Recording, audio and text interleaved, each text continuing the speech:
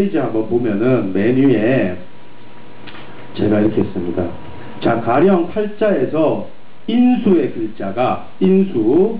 자, 포태를 살필 때는 십성 분할하지 않고 육신으로만 살피기 때문에 정인과 편인을 따로 구분하지 않습니다. 이 말도 처음 들은 거예요. 그래서 어쨌든 인수가 왕지에 앉아 있으면 왕지. 인수가 왕지에 앉아 있다라는 것은 우리가 왕이라는 것은 병호, 무호, 임자, 계사 이런 거잖아요. 그죠? 기사, 정사, 기사, 계 이런 건데 그 글자가 하나에 이렇게 주로 되어 있다는 겁니다. 예를 들어서 병이 연간이나 시간에 있으면서 5월에 태어났다고 해서 인수가 왕지를 띄었다. 이거하고는 다른 거다 말이야. 인수 왕지라는 거는 병호라는 글자로 이렇게 딱 하나 있는 걸 얘기하거든. 근데 그것이 예를 들어서 인수가 왕지를 띄면 우리 어머니가 보통 분이 아니겠죠. 그죠? 굉장히 지혜롭고 굉장히 그 직견이 높고 해안이 높은 사람이에요. 그래서 모친의 그 보통의 어머니와는 다른 그런 그 지도를 받게 되고 자식이 현출해집니다. 그래서 세계적인 뭐 문학가라든지 예술가라든지 기회방면에서 이름을 올리는 사람들은 인수가 왕지에 앉은 사람이에요. 그리고 모친이 굉장히 특별한 사람입니다. 그렇게 하나의 주에서 이렇게 뽑아서 살피는 것이 포태감법의 핵심인데, 그 예제를 제가 든 거는 그 캐서린 그 그레이엄인데, 이 사람은 그 워싱턴 포스트의 그 회장이었어요. 그래서 플리처상도 수상하고 뭐 미국 언론계에서 아주 유명한 사람이고 또 사교계에서도 뭐 세계 사교계에서도 아주 명망이 높은 사람인데, 이렇게 병호, 이렇게 인수가 왕지에 앉아서 왕기를 띄는 게 아니라 왕지에 앉아서 있으면은 이렇게 굉장한 그 지성의 소유자가 되는 거죠. 근데 야, 우리 애는 공부를 잘하냐 못하냐는 간단해요. 내 자식이 인수라는 성분이 천간에 있으면은 그 글자가 어느 지지에 앉았나만 보면 돼요. 인수 절지에 앉은 친구를 가지고 공부해라 될 일도 아니고, 인수가 태지에 앉아 있으면 프레그넌시 같이 계속 잉태하니까 공부를 할 듯도 하고 뭐 계속 이 공부도 하고 저 공부도 하고 이렇게 하겠지만은 그렇게 나타난단 말이에요. 그러니까 인수가 생지라든지 왕지에 이렇게 앉아줘야 하나의 간지에서 이거는 그 공부가 되는 거죠. 그래서 아무리 우리 자식이 공부 잘한다고 해도 팔자를 이렇게 딱 꺼내서 봤는데 인수가 절제에 앉았다든지 묘지에 앉았다든지 하면은 그것은 그 신뢰할 만한 말이 못 된다는 것을 금방 알 수 있습니다. 그래서 이렇게 포태는 이렇게 적용하는데, 포태는 또 뭐가 중요하냐면 우리가 한 해의 운, 그러니까 우리가 이제 십성법은 주로 대운에서 우리가 활용하고 그 차이가 있는데, 포태는 한 해의 운에서 우리가 적용하는데, 예를 들어서 이제 무자년이 이제 내년에 우리 이제 와요. 무자년이 오면은 무토가 태지를 깔고 옵니다. 태지를. 그런데 그 무토가 재성인 사람한테는 재가 움직이기 시작하는 한 해입니다. 태지를 깔고 왔으니까. 일단 성패를 조율하는 건 다 각자 나중에 2차, 3차 연산을 거쳐야 되겠지만은, 그 다음에 저 같은 경우는 임자일주인데 무토가 태지를 깔고 이렇게 오면은 관적인 움직임이 일어나는 겁니다. 그러나 그것이 무오년도 아니고 무자년 같이 해서 태지로 오니까 그 관이 그렇게 아주 관항하고 이런 건 아니죠. 그래서 뭐 하마평에 오르고 뭐 이렇게 하는데, 어쨌든 그 무토가 공망이 아닌 이상은 일단은 안착하고 인연을 맺게 되는 겁니다. 예, 아시겠죠? 그 다음에 그 예제로 든 명식은 병화가 예를 들어서 공망이에요. 인수 공망의 팔자인데, 인수 공망이라도 공망이 왕기를 띄면 어떻게 한다고 그랬죠? 아주 기특한 발전을 한다고 제가 했지 않습니까? 그래서 인수 공망에 이렇게 그 원령을 띄어서 세계적인 그런 명사가 됐습니다. 그래서 여러분 자제 중에서도 인수가 왕기를 띄고 한 주에서 똑같이 왕지에 앉아 있다, 또 여러분 뭐 주변 친척이나 주변 사람들 중에 있다 이러면은 대단히 발전하는 건 틀림없는 겁니다. 그러니까 이 한 사람 우리가 격국이나 그릇을 재고하는 것이 순식간에 판별되는 거죠. 원래 동양 오술이란 그런 거예요. 이 사람의 한 해 성패가 어떻습니까?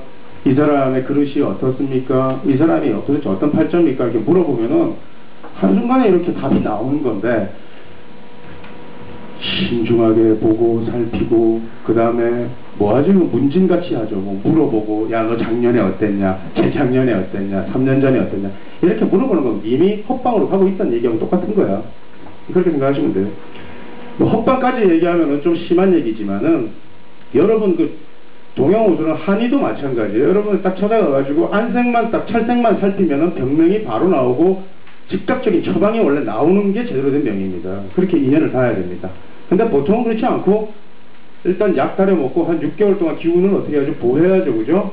그냥 뭐 해롭게 작용하지는 않겠죠. 하지만은 여러분들의 병이 100% 치유될 거라는 생각을 기대는 하지 않는 게 좋다는 얘기입니다. 그럼 어쨌든 그러한 것들은 다 인연의 문제이기 때문에 더 이상 뭐 부원할 사안은 아니고요. 그 다음에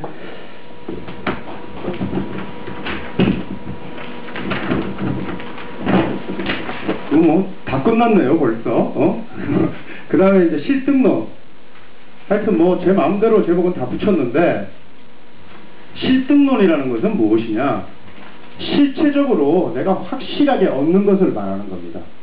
도대체 운이 적당히 좋고 어느 정도 좋고 내가 올해 하여튼 무엇을 정확하게 얻는지, 무엇을 얻느냐. 예를 들어서 재성운이 오면은 재운이 동해서 재기가 동해서 돈을 벌지 안 벌지 잘 모르겠고, 관이 동하면은 내가 뭐 승진을 하는지 아니면은 명예가 실추되는지 잘 모르겠고, 그렇게 막연하게 우리가 추리하게 되는데, 그런 게 아니라 어쨌거나 내가 인생을 살면서 무엇을 정확하게 성취할 것인가를 보는 것이 실등론인데, 이 실등론은 이런 거예요. 우리가 무에서 유를 창조할 때 반드시 합의작용이라는 게 있습니다. 남자와 어머니와 아버지가 만나서 이 세상에 없던 나를 태어나게 만들었거든요. 그러니까 천간의 간합이 굉장히 중요해요. 그리고 그것이 합하하는 오행이 제대로 무에서 유를 창조하는 근거가 되는 겁니다.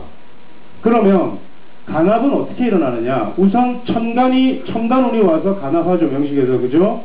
그 다음에 형충으로 계고해서 간합합니다. 두 가지 상황이 있습니다. 그러니까 천간도 합을 만들어내고 합파를 만들어내고 지지도 합파를 만들어내는데, 그 합파된 오행이 그야말로 생산물이고 내가 정확하게 득할 수 있는 건데, 단 하나의 그 컨디션 조건이 있어야 되지. 그게 뭐냐면은 원령을 얻어야 된다는 거지. 자, 예를 들어서 나는 해월생이다. 내가 해월생이면 병신 합수가 되는 것이 내가 정확하게 얻는 거예요. 내가 사월생이다 이러면은 뭐겠어요? 무게합파를 얻는 거예요. 선생님, 저는 사주에 무도 없고 개도 없는데요, 이게 무슨 의미가 없지 않습니까? 천만의 말씀.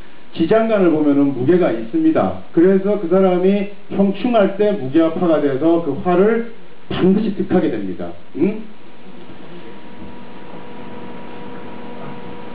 그 합파되는 오행은 반드시 아주 실감나게 내가 정확하게 취할 수 있기 때문에 성패와 무관하게 득하는 것이기 때문에 제가 실등론으로 따로 이렇게 빼놓은 거죠.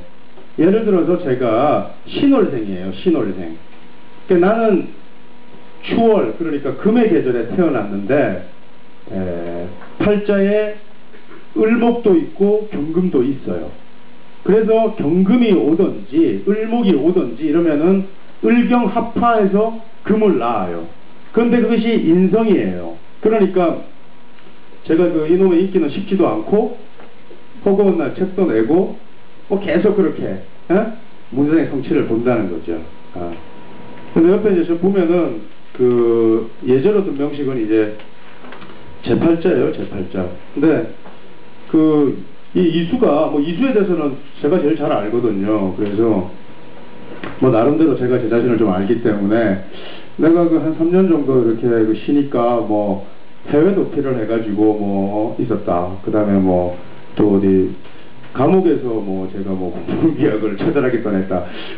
나 그 너무너무 듣기 좋더라고. 야, 그렇게 내가 이렇게 감옥에 가 있어도 이렇게 열심히 공부를 했다라고 봐준다는 그 자체가 진짜 굉장히 그 긍정적이라고 하는데, 물론 뭐 다 빛과 그림자가 있고 음양이 있기 때문에 저는 누구나 다 칭찬하고 누구나 다 선호하는 사람은